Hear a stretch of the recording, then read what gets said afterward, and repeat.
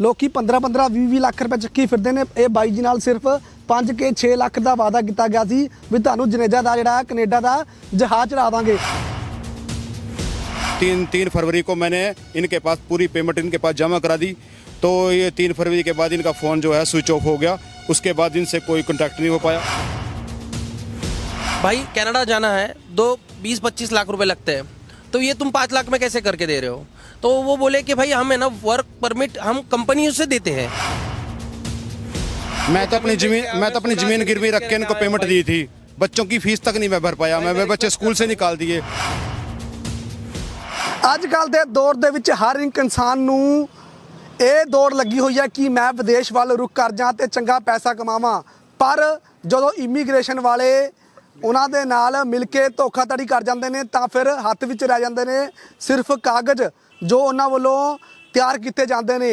ਆਹ ਤਸਵੀਰ ਤੁਸੀਂ ਪਿੱਛੇ ਦੇਖ ਰਹੇ ਹੋ ਪਟਿਆਲਾ ਦੀ ਹੈ, ਜੋ ਕਿ ਇਹ ਇਮੀਗ੍ਰੇਸ਼ਨ ਹੈ ਮੰਜ਼ਿਲ ਇਮੀਗ੍ਰੇਸ਼ਨ। ਬਿਲਕੁਲ ਤਸਵੀਰ ਤੁਸੀਂ ਦੇਖ ਰਹੇ ਹੋ ਮੰਜ਼ਿਲ ਇਮੀਗ੍ਰੇਸ਼ਨ ਦੀ, ਜਿੱਥੇ ਕਿ ਕੁਝ ਨੌਜਵਾਨਾਂ ਦੇ ਨਾਲ ਅਫਰੋਡ ਕੀਤਾ ਗਿਆ ਹੈ, ਯਾਨੀ ਕਿ ਧੋਖਾਧੜੀ ਕਰਕੇ ਪੈਸੇ ਲੈ ਗਏ ਨੇ। ਪਰ ਇਮੀਗ੍ਰੇਸ਼ਨ ਵਾਲੇ ਪਰ ਦਫ਼ਤਰ ਜਿਹੜਾ ਉਹ ਬੰਦ ਨਜ਼ਰ ਆ ਰਿਹਾ ਹੈ, ਕਿਉਂਕਿ ਪੁਲਿਸ ਵੀ ਜਿਹੜੀ ਇੱਥੇ ਮੌਕੇ ਤੇ ਪਹੁੰਚੀ ਸੀ।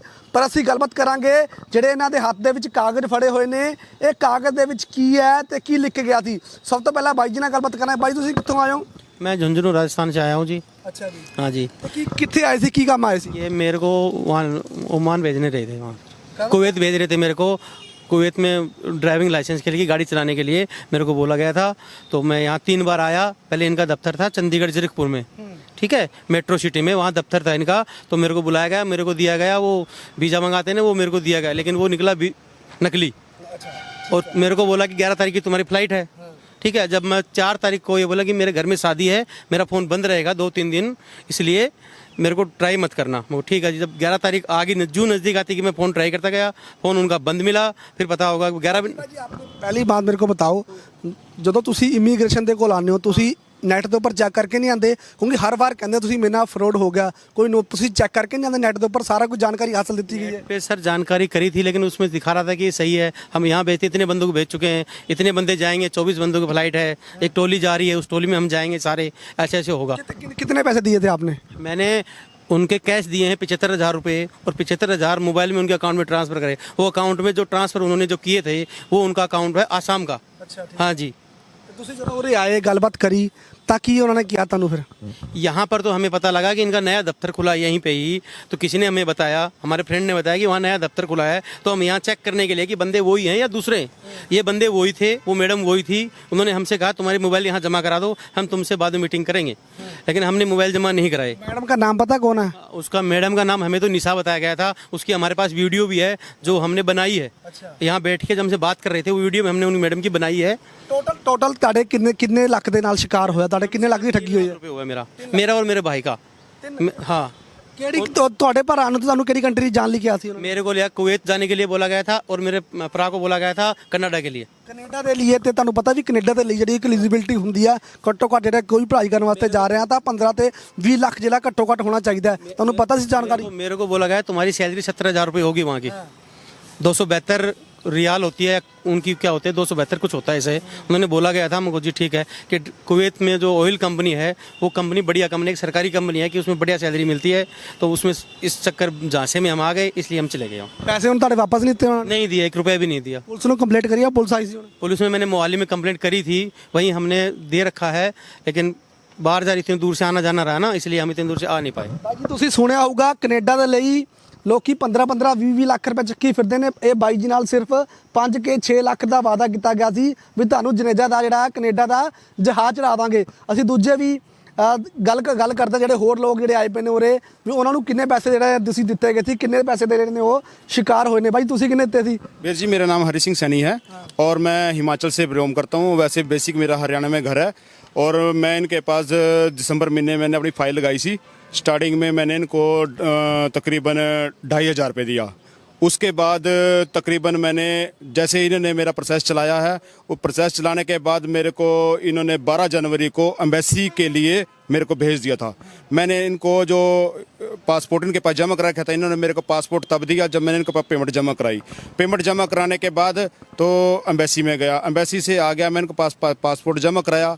फिर ये लगे बोलने कि आपका 1 महीने के अंदर अंदर आपका वीज़ा आ जाएगा और आपको 12 या 13 जनवरी को आपको वीज़ा टिकट मिल जाएगी, बाकी की पेमेंट आप जमा करा दो। मैंने 3 फरवरी को मैंने इनके पास पूरी पेमेंट इनके पास जमा करा दी। तो ये 3 फरवरी के बाद इनका फ़ोन जो है स्विच ऑफ हो गया। उसके बाद इनसे कोई कॉन्टैक्ट नहीं हो पाया। कितनी अमाउंट जमा कराई थी? मेरा 1.5 लाख रुपए मैं वैसे दे चुका हूँ, जो आने जाने का किराया रहा वो खर्चा रहा वो अलग मेरा। तकरीबन 15,000 रुपये और लग गया होगा, तकरीबन 170 के आसपास पहुँच गया होगा मेरा। 70 के ਤੁਸੀਂ ਕਿਹੜੀ ਕੰਟਰੀ ਦਾ ਗਿਆ ਸੀ ਟੋਟਲ? के लिए किया था, मेरा 5.5 लाख बताया गया मेरे को। 5.5 ਲੱਖ ਰੁਪਏ ਵਿੱਚ ਤੁਹਾਨੂੰ ਕੈਨੇਡਾ ਦਾ ਕਿਹਾ ਗਿਆ ਸੀ ਵੀ ਤੁਸੀਂ ਵਰਕ ਪਰਮਿਟ ਤੇ ਜਾਣਾ ਹੈ। परमिट पे जी मेरी, हाँ वर्क परमिट पे मेरी 4500 कुछ 4200 मेरी सैलरी के लिए बताया गया था। तो आपकी मेरे लाइट ड्राइवरिंग में बताया गया था। ਹੁਣ ਗੱਲਬਾਤ ਹੋਈ ਹੈ ਕਿਉਂਕਿ ਤੁਸੀਂ ਕਹਿ ਰਹੇ ਹੋ ਪੁਲਿਸ ਵੀ ਆਈ ਸੀ ਉੱਤੇ, ਕੋਈ ਪੈਸਿਆਂ ਦੀ ਗੱਲਬਾਤ ਹੋਈ ਹੈ ਤੁਹਾਡੀ? हाँ मैडम हमारे को यहाँ पे मिली और भाई साहब किसी के थ्रू हमारे को यहाँ पता लग गया। मैडम को मिले, मैडम को मिले हम यहाँ पे। मिलने के बाद मैडम का जो चेहरा था वो ऐसा हो गया भी जैसे मतलब कि बिल्कुल सूख गया, उनका मुरझा गया चेहरा। तो मैडम बोलती है बोले हम बैठ के बात कर लेते हैं। उसके बाद वो सारे के सारे वो गाँव से गायब हो गए। ਪੁਲਿਸ ਨੂੰ ਕੰਪਲੇਂਟ ਕਰੀ ਤਾਂ ਪੁਲਿਸ आई? पुलिस हम थाने में गए थे, थाने में जाके हम पुलिस कंप्लेंट करने गए थे तो पुलिस भी आई यहाँ पे। और उनके आने के बाद फिर वो यहाँ पे शटर लगा के चले गए, बंद करके चले गए। ਪੁਲਿਸ ਆਈ ਸੀ ਮੌਕੇ जी ਤੇ? जी मौके पे पुलिस आई। ਤੁਹਾਡੇ ਨਾਲ ਕਿੰਨੀ ਠੱਗੀ ਹੋਈ ਹੈ ਭਾਈ? भाई मेरा नाम प्रज्वल सुभाष झोटिंग हूँ। मैं हूँ महाराष्ट्र का, नासिक का। ठीक है, मैं 2022 में नवंबर में मैंने ये पूरा प्रोसेस चालू किया था। उसमें मेरी जब पूरी बात हुई, उन्होंने 850 रुपये से प्रोसेसिंग फ़ी स्टार्ट की थी। ठीक है, तो मैंने पहले ये क्वेश्चन पूछा था कि जैसे कि भाई कनाडा जाना है, 20-25 लाख रुपए लगते हैं, तो ये तुम 5 लाख में कैसे करके दे रहे हो? तो वो बोले कि भाई हम है ना वर्क परमिट हम कंपनियों से देते हैं। ठीक है, फिर मैंने उन्होंने पहले पूरा उनका डॉक्यूमेंट पे चेक किया। उनके पास उद्यम, आधार सब था, डॉक्यूमेंट तो अपन भी देख लेते, चलो कोई दिक्कत नहीं, देख लेते अपन क्या क्या है। तो मैं यहाँ आया, उनसे बोला कि क्या क्या डॉक्यूमेंट लग देंगे कि उन्होंने मेरा इमिग्रेशन भी पूरा क्लियर करवाया। ठीक है, इमिग्रेशन तक पूरा दिख रहा है, ऑनलाइन दिख रहा है नाम। ਪੈਸੇ ਜਮ੍ਹਾਂ ਕਰਾਏ ਸੀ ਉਹ ਦਿਖਾਓ ਕਿਹੜੇ ਅਕਾਊਂਟ ਦੇ ਵਿੱਚ ਪੈਸੇ ਪਾਏ ਸੀ। ਸੋ ਤੁਹਾਨੂੰ ਅਸੀਂ ਤਸਵੀਰ ਦਿਖਾ ਰਹੇ ਹਾਂ, ਇਹ 3 ਨੌਜਵਾਨ ਨੇ ਜਿਨ੍ਹਾਂ ਦੇ ਨਾਲ ਠੱਗੀ ਵੱਜੀ ਹੈ, ਕਿਉਂਕਿ ਵਿਦੇਸ਼ ਭੇਜਣ ਦੇ ਨਾਂ ਤੇ ਜੋ ਵਾਅਦਾ ਕੀਤਾ ਗਿਆ ਸੀ ਉਹ ਪੂਰਾ ਨਹੀਂ ਕੀਤਾ ਗਿਆ। ਕੈਨੇਡਾ ਦੀ ਗੱਲ ਕੀਤੀ ਜਾਵੇ ਤਾਂ ਕੈਨੇਡਾ ਜਾਣ ਦੀ ਆਹ ਤਸਵੀਰ ਤੁਸੀਂ ਦੇਖ ਰਹੇ ਹੋ। ਵੱਖ-ਵੱਖ ਜਗ੍ਹਾ ਦੇ ਉੱਪਰ ਜਿਹੜੇ ਨੇ ਇਹਨਾਂ ਵੱਲੋਂ ਇਮੀਗ੍ਰੇਸ਼ਨ ਬਣਾਏ ਗਏ ਨੇ, ਯਾਨੀ ਕਿ ਦਫ਼ਤਰ ਬਣਾਏ ਗਏ ਨੇ। ਆ ਤਸਵੀਰ ਇਹ ਲੈਟਰ ਜਿਹੜੇ ਤਿਆਰ ਕਰਕੇ ਦਿੱਤੇ ਗਏ ਨੇ, ਜਿਸ ਤੋਂ ਬਾਅਦ ਉਹਦੇ ਪੁਲਿਸ ਪ੍ਰਸ਼ਾਸਨ ਪਹੁੰਚੀ ਤਾਂ ਦਫ਼ਤਰ ਨੂੰ ਜਿਹੜਾ ਬੰਦ ਕਰਕੇ ਜਿਹੜੇ ਇੱਥੇ ਅਧਿਕਾਰੀ ਬੈਠੇ ਸਨ, ਯਾਨੀ ਕਿ ਇੱਥੇ ਮਾਲਕ ਬੈਠੇ ਸਨ, ਤਾਂ ਉਹਨਾਂ ਨੂੰ ਪੁਲਿਸ ਜਿਹੜੀ ਹੈ ਲੈ ਚੁੱਕੀ ਹੈ। ਆ ਵੀਜ਼ਾ ਤੁਸੀਂ ਦੇਖ ਸਕਦੇ ਹੋ भाई। हाँ जी हाँ जी। मुझे एक बोलना है कि भाई ये जो हुआ है, ये मंजिल जो है वो अभी ओपन किया है। हमारा 9 महीने पहले हमारे साथ स्कैम हुआ था।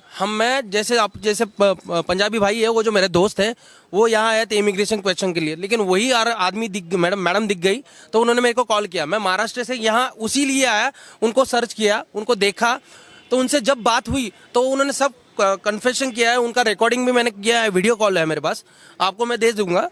ਭਾਜੀ ਨਵੀਂ ਸਰਕਾਰ ਬਣੀ, ਤੁਸੀਂ ਉੱਥੋਂ ਦੂਰੋਂ ਚੱਲ ਕੇ ਉਰੇ ਆਏ ਹੋ, ਤੁਹਾਡੇ ਨਾਲ ਠੱਗੀ ਵੱਜੀ ਹੈ, ਹੁਣ ਕੀ ਕਹਿਣਾ ਚਾਹੁੰਦੇ ਹੋ? ਕੀ ਪੁਲਿਸ ਨੂੰ ਕੰਪਲੇਂਟ ਕੀਤੀ ਹੈ कि भाई जल्द से जल्द जितना भी हो सके उतना उनको पकड़िए, और हमारे जैसे जो भी बाहर जाने वाले जो भी लड़के हैं उनके साथ कोई भी ठगीबाजी ना हो, उनके लिए भाई दुआ मांगूंगा। दूसरी बात है हमारे जल्द से जल्द पैसे मिल जाए यार, क्योंकि हम बहुत मैं तो अपनी जमीन गिरवी रख के इनको पेमेंट दी थी।